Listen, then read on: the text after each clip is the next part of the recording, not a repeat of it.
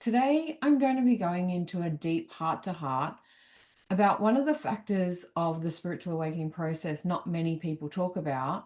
And it's one of the biggest ways that people start to wake up is they start to realize and recognize that they're in survival mode or they have some sort of trauma problem or have been living with or confronted by a narcissist. Now, I'm not a big fan of labeling people as narcissists. I do believe narcissism is a behavioral aspect and people can change. Everyone can change. A lot of people out there are going to say, no, once a narcissist, always a narcissist.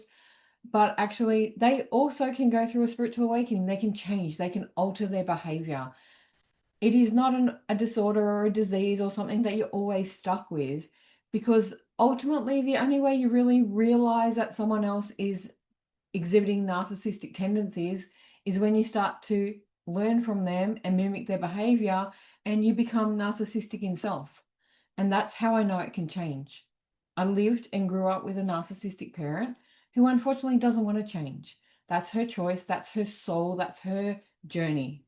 Okay, I can't change that. I can't alter it for her. But when I started to realize that I was exhibiting the same behavior and I definitely didn't want to become my mother, that is when I started to realize that it is a behavioral aspect.